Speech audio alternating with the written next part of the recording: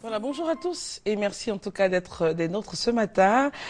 Judith Assoumou a pris le relais de Christelle Akoussa, je suis Christelle Meledj et c'est le docteur Brou Akanoël qui nous accompagne ce matin, notre premier invité. Il est le directeur coordonnateur du programme élargi de vaccination au ministère de la Santé et de la lutte contre le VIH-Sida.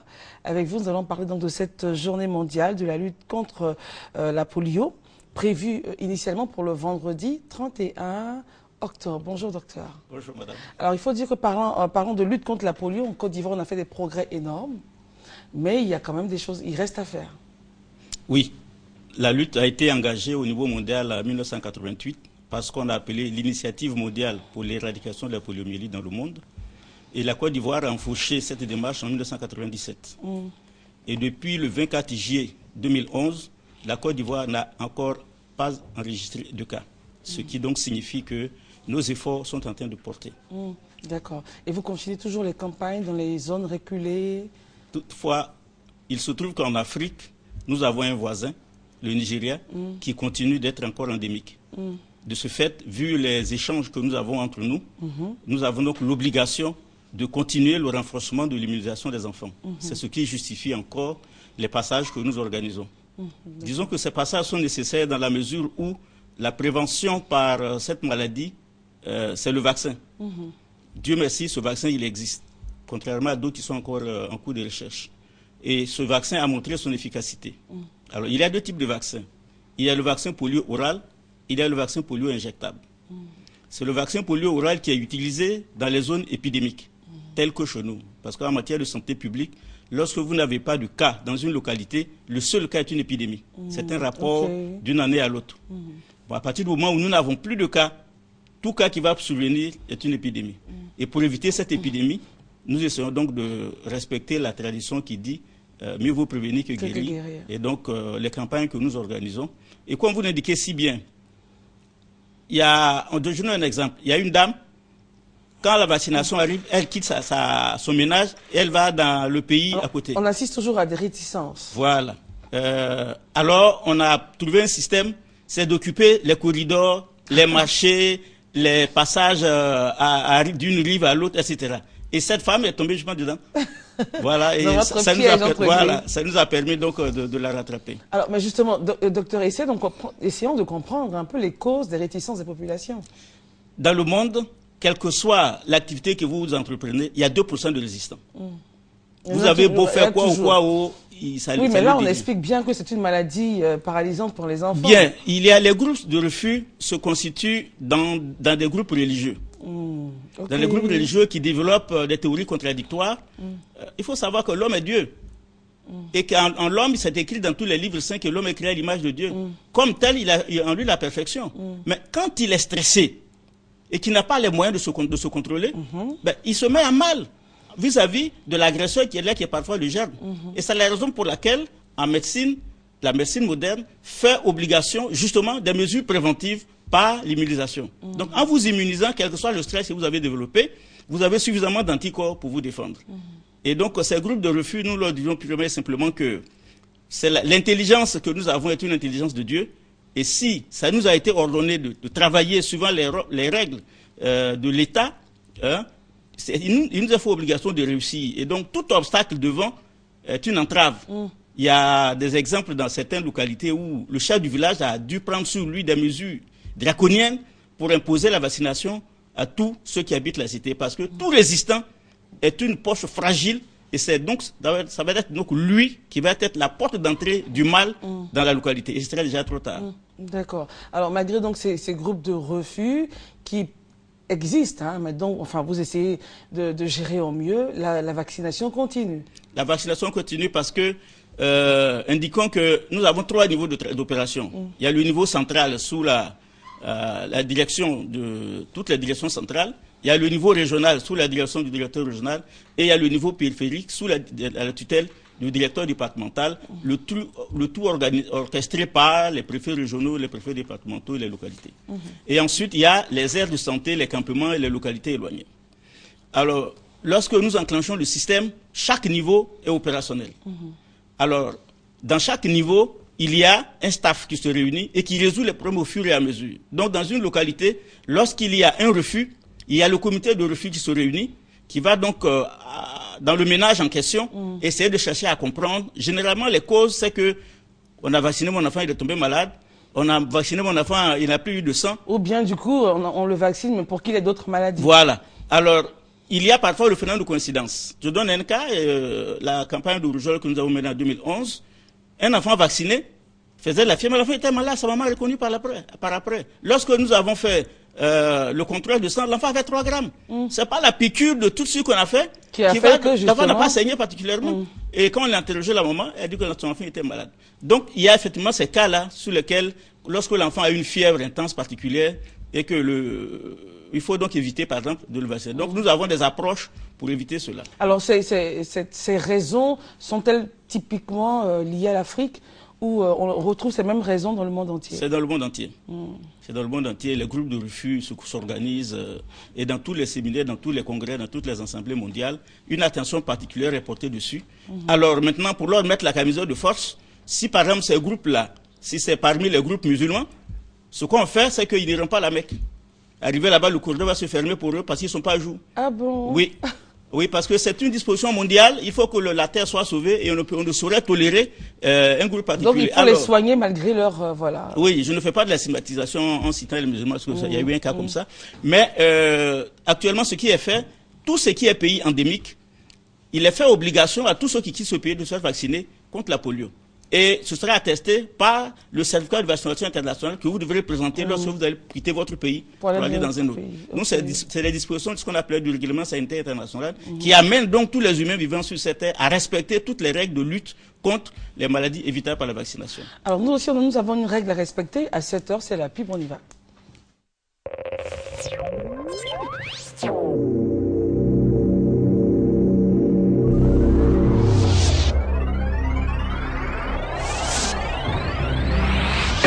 Sous le parrainage de son Excellence Soroki Bafori Guillaume, président de l'Assemblée nationale, sous la coprésidence de M. Mamadou Sangafoua, ministre de l'Agriculture, et de Kobenan Kwasi Adjoumani, ministre des Ressources animales et halieutiques, Bondoukou reçoit la 4e édition de la Journée nationale de la valorisation de l'agriculture, des ressources animales et halieutiques, JNVA. Thème: conférences, panels, expositions, galas, défilé des coopératives, festiviandes, promotion des produits dérivés de l'anacarde et la consommation locale. Infolive. Chaque jour, je me fais plein de nouveaux amis. Mon monde s'agrandit.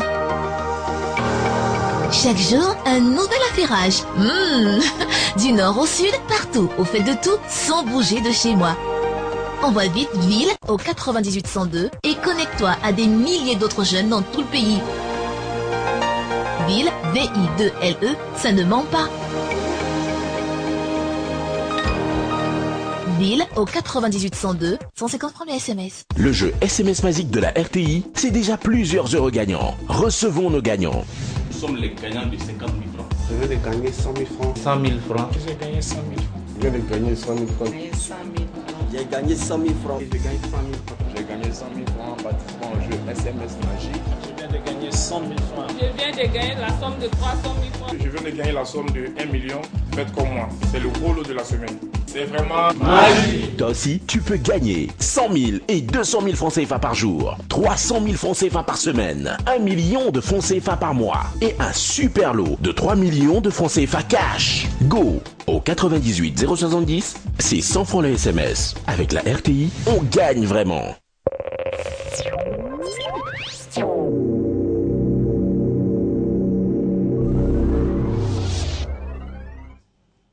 Voilà, c'est le directeur coordonnateur du programme élargi de vaccination au ministère de la Santé et de la lutte contre le VIH-Sida qui nous accompagne. Avec lui, nous parlons de la lutte contre la polio. La journée mondiale de cette lutte-là et contre cette maladie du moins est prévue pour le 31 octobre de chaque année. Alors, il faut dire que dans les années 90, nous avions 350 000 cas de polio donc déclarés. Aujourd'hui, nous sommes à vous avez dit moins de 0, il y a un gros effort qui a été fait, mais il y a encore des choses qui restent à faire. Et justement, parlant des groupes de refus, vous avez trouvé des stratégies pour les forcer à être sains voilà, contre leur volonté, on va dire. Et justement, pour Abidjan, pour la Côte d'Ivoire, vous allez initier donc une campagne qui démarre à Sikensi. Pourquoi Sikensi? Sikensi fait partie des 82 districts sanitaires du pays. Et donc, il fallait choisir un district, qu'on l'a choisi. Et donc, ça n'a rien à voir ça parce que la zone est endémique. Non, pas forcément. Pas forcément. Notre ministre nous a demandé de prendre Sikensi. On a pris Sikensi. Elle-même sera là-bas. Et qu'est-ce que se passe à Sikensi alors? Sikensi, il va donc avoir une fête populaire parce que la santé, d'abord, nous sommes les techniciens, mais à l'interface qui est la population. Donc, de temps en temps, il faut créer des organisations festives pour accompagner toute cette activité scientifique et technique. Et donc, il y aura le rassemblement de la population, des échanges d'allocutions, des sketchs, des intermèdes musicales. Et ensuite, il y aura le lancement par la vaccination des enfants en porte-à-porte. Et la ministre va donc... Dans toute la ville, ce serait du porte-à-porte. Mais la ministre va donner le coup d'envoi en présence des partenaires des autorités locales en mettant les 2 gouttes dans la bouche de l'enfant, accompagnées de gouttes de vitamine A et de déparasitants pour les enfants de plus de 12 mois. Donc c'est une campagne intégrée, polio, vitamine A et déparasitants. Alors la méthodologie, c'est le porte-à-porte, c'est-à-dire qu'on vaccine un enfant, on compte le nombre d'enfants dans le ménage. Une fois qu'on a fini de vacciner, on marque le petit doigt à gauche d'un marqueur noir et ensuite on met devant la porte du ménage un signe pour dire que la vaccination a eu lieu. Par la suite, un moniteur indépendant va donc procéder au contrôle de façon inopinée pour vérifier si cette activité a été faite. Et donc, c'est l'ensemble de ces 2 éléments en présence, le vaccinateur volontaire qui vaccine, et puis le moniteur indépendant, d'abord les superviseurs qui vont vérifier, ensuite le moniteur indépendant qui va passer. Et la conjonction de cela va donc nous donner le résultat administratif que nous attendons et le résultat aussi du contrôle. Et s'il s'avère qu'il y ait des ménages qui ne portent pas ce signe, il va donc avoir une revisite. Donc dès qu'on a vu le soir même, le staff va identifier le nombre de ménages qui n'ont pas été bien marqués, qui n'ont pas été bien vaccinés ou bien qui n'ont pas été bien visités. Et le lendemain sera donc la première activité de rattraper les faiblesses de la journée passée. Voilà. Et donc, à la fin, lorsque le monitorage indépendant identifie un certain nombre de zones insuffisamment couvertes, le rapport est écrit et le directeur départemental a l'obligation donc de rattraper ces zones insuffisamment couvertes et de nous adresser à la centrale un rapport à travers son directeur départemental et son directeur régional. Ce qui veut dire que vous allez couvrir avec ce dispositif-là toute la Côte d'Ivoire? Nous couvrons les 4 carrés de la Côte d'Ivoire. Et nous voulons demander et lancer cet appel à chacun. Aujourd'hui, nous sommes devant une pathologie pour laquelle on demande le vaccin. Celui-là, il est trouvé. Il y en a d'autres qu'on cherche. Pourquoi trouver et chercher ce qu'on a trouvé? Donc, restons disciplinés purement et simplement. Pourquoi chercher ce qu'on a trouvé? Pourquoi refuser ce qu'on a trouvé? Pourquoi refuser ce qu'on a trouvé? Alors, donc, je dis bien, parce que très souvent, les gens ont l'impression, ça c'est une petite digression, que les scientifiques n'ont pas une connaissance de Dieu. C'est une grave erreur. C'est une grave erreur. Où chacun assis là, il connaît Dieu. Hein. Donc, tous, nous avons l'obligation d'utiliser l'intelligence et la science que nous avons apprise au bénéfice de nos populations. Alors, vous parlez de Dieu parce que, justement, ces groupes de refus, ces personnes qui refusent de se faire vacciner, prennent le prétexte que Dieu... Voilà. Exact.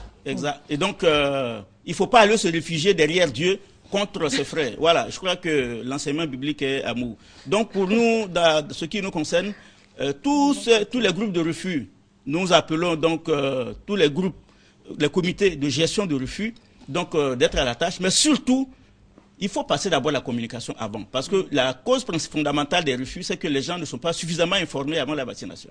Au dernier passage, nos sondages nous ont indiqué par le monitorage indépendant que 83% avaient été contactés. Donc, il se retrouve 17% qui n'ont pas reçu l'information. Et comment justement vous faites passer l'info? L'info, voici une info que nous sommes en train de faire passer. Ensuite, vous avez, je veux dire, un plan de communication, docteur? C'est ce que je veux dire.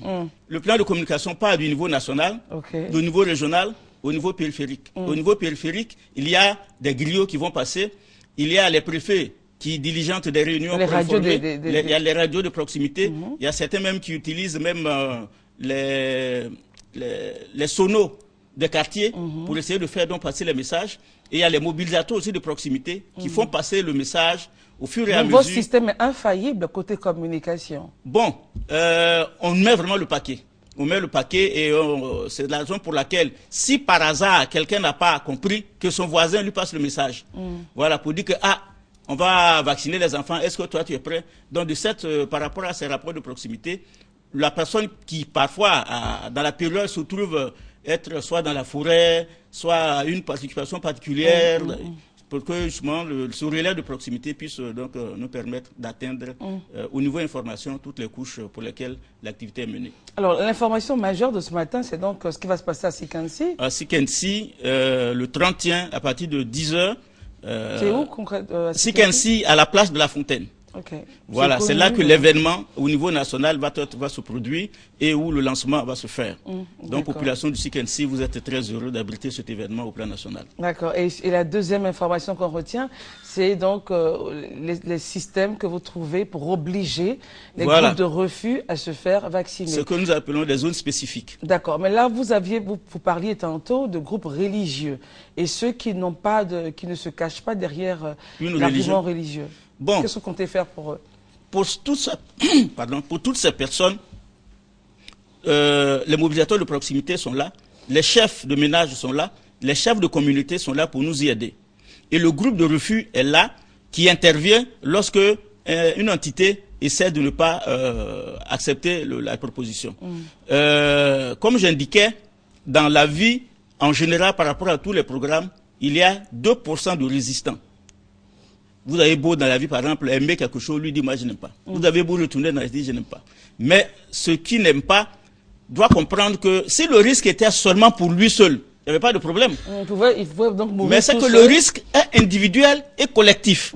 C'est-à-dire que son refus, le mal qu'il va en générer par la suite, il va partager ce mal avec la communauté. C'est pour cela que la communauté, dans son ensemble, a l'obligation et la responsabilité de l'amener à comprendre pour qu'à partir de lui, le mal ne puisse pas entrer. Comme on dit, le vaccin est un droit pour l'enfant, mais un devoir pour les parents. Donc, devoir et droit sont justement les deux piliers justement de la civilité dans le monde. Et donc, si un individu n'est pas d'accord, ils comprennent à travers le message que nous passons que l'ordre qui est venu est un ordre important. Que les gens doivent comprendre que depuis que la polio la lutte est bien menée, comptez le nombre d'enfants paralytiques. Avant, dans les années 74-75, sur 1000 personnes, on avait 4 paralytiques. Aujourd'hui, sur 100 000 personnes, on compte 2 qui ont cette faiblesse musculaire. Et bientôt, ce sera 0. Vous voyez donc le bénéfice social et de qualité de vie que nous générons. Alors, votre enfant, vous refusez et puis l'enfant va faire la maladie. C'est une honte pour vous. Alors que vous auriez dû permettre que cet enfant se vaccine. C'est donc la conséquence qui attend les groupes de refus. Donc que ce soit religieux, que ce soit pas religieux, ou bien que ce soit individuel, ou bien que ce soit de nature antipathique, voilà. Nous essayons de faire en sorte avec les comités de refus et les revisite tous les soirs et tous les matins pour que justement chaque Ivoirien, chaque enfant de 0 à 59 mois puisse donc bénéficier des 2 gouttes de polio, des gouttes de la vitamine A et du déparasitant en fonction de leur tranche d'âge respectif. Je signale que nous tournons autour de 7 millions à 900 000 enfants que nous allons couvrir. En tout cas, merci d'être venu, docteur. C'est moi qui vous remercie. Le programme a un contact? Mon contact, je suis au 07 82 70 94. Vous appelez aussi le 21 25 40 71. En tout état de cause, nous sommes tous prêts, nous sommes assermentés. Et notre devoir, c'est de faire en sorte que la maladie diminue et que nous ayons une qualité de vie qui nous permette d'aborder la vie avec ferveur et qualité. Merci beaucoup, docteur. Merci d'être venu. Vous êtes le docteur Brou Akanoel, directeur coordonnateur du programme élargi de vaccination au ministère de la Santé et de la lutte contre le sida. C'était donc la lutte contre la polio qui nous intéressait ce matin et surtout ce point fort qui va se passer à Sikansi demain. Merci d'être venu. C'est moi qui vous remercie. Avec Judith Assoumou, nous prenons donc cet élément, le rotin, et on se retrouve dans quelques instants.